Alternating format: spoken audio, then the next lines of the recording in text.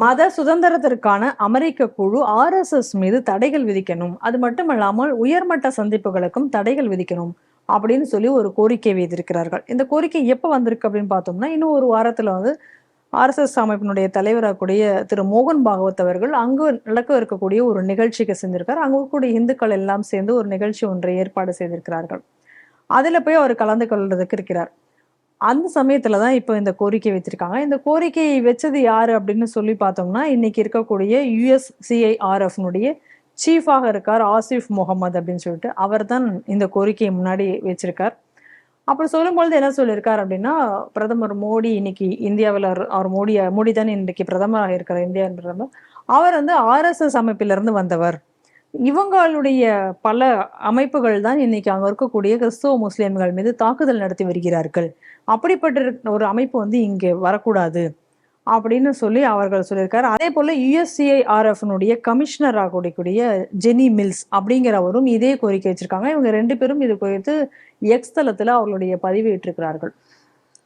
இது ஒரு ப்ரெஷர் டாக்டிஸ். ஏன்னா அடுத்த வாரம் சர்ச்சங்கச்சாலுக்கு அங்கே போகும்போது அதுக்கு எதிரான ஒரு மனோநிலையை ஏற்படுத்தணும். ஒரு பப்ளிக் ஒரு டிஸ்கோர்ஸை வந்து ஹிந்துக்களையும் பாரதத்தையும் இழிவாக பார்க்க வேண்டும் என்று சித்தரிப்பதற்கான ஒரு முயற்சியாக இது பார்க்கப்படுகிறது. ரெண்டாவது எதை கவனிக்கணும் அப்படின்னு சொல்லியாச்சுன்னா, இப்போ நீங்கள் வந்து ஒரு துலுக்கம் இந்த இதில் பேர் சொன்னீங்க, ஆசிஃப் முகமது. ஆமாம், இந்த ஆள் யாருன்னா ஒரு பாகிஸ்தானி. ஏற்கனவே இந்த ஆள் வந்து இந்த ஆப்ரேஷன் சிந்தூர் டயத்தில் இந்தியாவுக்கு எதிராக பல விஷயங்களை பேசின ஒரு நபர். ஸோ அதனால இப்போ ரிலிஜியஸ் ஃப்ரீடத்தை பற்றி பேசக்கூடிய இந்த பாகிஸ்தானி அங்குள்ள இந்துக்கள், கிறிஸ்தவர்கள், பௌத்தர்கள், சமணர்களை பற்றி நான் பேசலை.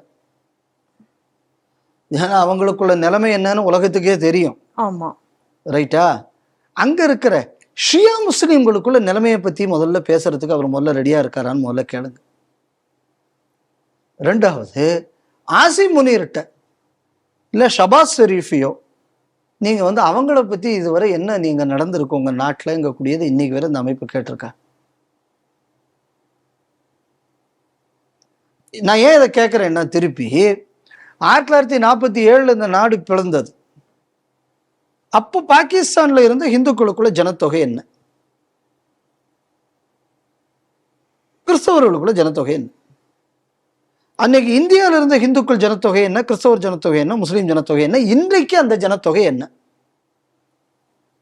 இதை அடிப்படையாக வைத்து எங்க ரிலிஜியஸ் ப்ராசிக்யூஷன் நடக்கிறதுன்னு நம்ம வேணா ஒரு விவாதம் நடத்துறதுக்கு அவர் தயாராக இருக்காராங்கக்கூடியது என்னோட முதல் கேள்வி. ரெண்டாவது என்ன அப்படின்னா, அமெரிக்காவில் பல ஹிந்து கோவில்கள் மீது தாக்குதல்லாம் நடந்தது இல்லை? ஆமா. அப்ப இவங்கெல்லாம் என்ன பண்ணிக்கிட்டு இருந்தாங்க?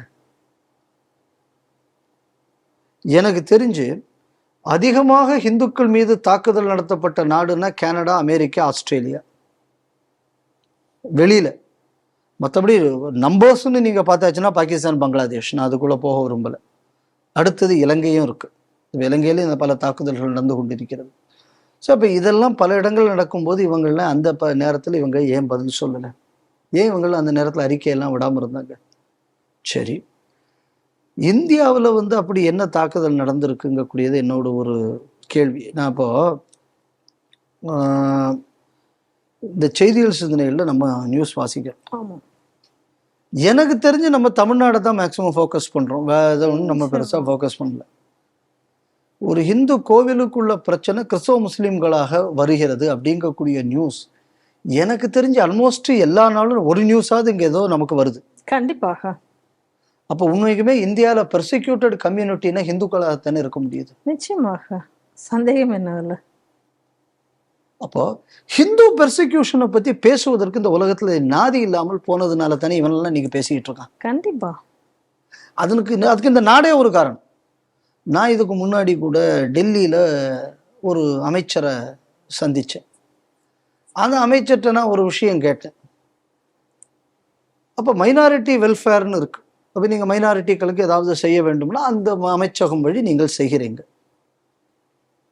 இப்போ மைனாரிட்டிகள் வந்து திடீர்னு சொல்லி நாங்கள் வந்து பொது ரோட்டிலேயே மசூதியை கட்டுவோம், கட்டிப்புட்டு பாரம்பரியமாக போகக்கூடிய சாமி ஊர்வலம் போகும்போது அங்கே கொட்டடிக்க மாட்டோம் என்று கூடாது என்று சொல்லுவோம். அப்ப பாரம்பரியமான இந்துக்கள் எங்களை எதிர்ப்பார்கள். அப்பொழுது நாங்கள் அவர்கள் மத ரீதியாக எங்களை தாக்குகிறார்கள் என்று சொல்லுவோம். அதுக்கு எங்களுக்காக நோட்டீஸ் கொடுப்பதற்காக நாங்கள் ஒரு கமிஷன் ஒன்று வச்சிருக்கோம். அது பேர் தான் மைனாரிட்டி கமிஷன் வாங்க. சரியா? ஏண்டா பொது வழின்னு தெரியுது இல்லை? உங்க அல்லாவுக்கு மியூசிக் பிடிக்காதுன்னா நீ ஏன் அங்கே கொண்டு போய் கட்டுற? கட்ட வேண்டாம்ல. அவருக்கு பிடிக்காதுன்னு தெரியுது இல்லை? அவர் நீ அவரை போய் கஷ்டத்துக்கு கொண்டு போற? நீ கட்டியிருக்கப்படாது இல்லை? இப்ப கேள்வி என்னன்னா, இப்போ நீ இந்த மாதிரி கட்டி எங்களது பாரம்பரிய ஊர்வலத்தை தடுத்து விட்டார்கள் அப்படின்னு நான் போலீஸ் ஸ்டேஷன்ல போன உடனே நம்ம திருப்பூர் ஆர்டிஓ மாதிரி ஒரு ஆர்டிஓ, நீ ஊர்வலம் போக மாட்டேன் என்று எழுதி கொடு, இல்லைன்னா உன்னை ஜெயில போடுவேன்னு சொல்லுவார். அப்ப நான் ஹிந்துவாக இருக்கக்கூடிய காரணத்தினால் எனக்கு என் அடிப்படை உரிமை எனக்கு மறுக்கப்படுகிறது. அப்ப நான் ஒரு நான் ஹிந்து என்ற காரணத்தினால் எனது அடிப்படை உரிமை. அப்ப நான் அப்ரோச் பண்றதுக்கு எனக்கு ஒரு ஹிந்து பாதுகாப்பு கமிஷன் இருக்கணுமா அப்படின்னு வேண்டாமாமா அப்படின்னு நான் ஒரு மந்திரிட்ட அந்த காலத்துல கேட்டேன். அவங்க என்கிட்ட பதில் சொல்லலை. எப்பவுமே டெல்லியில் இருக்கக்கூடியவங்க ஹிந்து அமைப்பில் இருக்கிறவங்கலாம் அவங்க நம்ம சின்ன வயசுல இருந்து நம்ம இவங்களெல்லாம் பார்க்குறோம்ல, அவங்க இன்னும் நம்ம அதே நிக்கிற போட்டுக்கிட்டு அந்த வீர சிவாஜி ஷாக்கால நம்மளை பார்த்த ஞாபகத்துல ஏதோ இன்னமும் இருப்பாங்கன்னு நினைக்கிறேன். அவங்களுக்கு மட்டும்தான் அறிவு வளர்ந்துருக்கு, நமக்கெல்லாம் வளராதுங்கிற எண்ணத்துல இருக்கிறதுனால நல்ல யோஜனை அப்படின்னு முதுகுல தட்டிவிட்டு அப்படியே போயிட்டார். அது பதில் சொல்றது இல்லை. அவங்க நம்மளை பாராட்டிட்டாங்களாம். இப்படி ஒரு நாசுக்கான ஒரு நழுவல். நம்ம நாடே இப்படி இருந்தாச்சுன்னா வெளிநாட்டுல எப்படி இருப்பேன்? கண்டிப்பாக. இது என்ன அப்படின்னா, ஹிந்துக்கள் ஒன்னும் புரிஞ்சுக்கணும். என்ன புரிஞ்சுக்கணும் அப்படின்னா, கவுண்டர் நரேட்டிவ் நம்ம செட் பண்ண தொடங்கணும். சமீபத்தில் அவர் பேர் எனக்கு மறந்து போச்சு, ஹிந்துக்களுக்கு மீதான தாக்குதல்லாம் டாக்குமெண்ட் பண்ணி அவர் ஒரு இண்டெக்ஸ் போட்டார், மத சுதந்திரத்திற்கான இண்டெக்ஸ்னு. அந்த இண்டெக்ஸில் முதல் நாடாக இருப்பது பாரத நாடு. இப்போ அந்த இண்டெக்ஸின் அடிப்படையில் நம்ம பார்த்தோம்னா, இப்போ இந்தியாவில் எஃப்சிஆர்ஐயில் ஒழுங்காக கணக்கு கொடுக்காத மிஷனரிஸ் ஆஃப் சேரிட்டிஸுக்கு ஒரு அமெரிக்க செக்ரட்டரி ஆஃப் ஸ்டேட் வர்றார் அப்படின்னு சொன்னால் அவரை தடை விதிக்கணுமா வேண்டாமா? நிச்சயமாக. ஏன்னா இந்த நாட்டை பொறுத்தளவில் யூ ஆர் அஃபெண்டர்.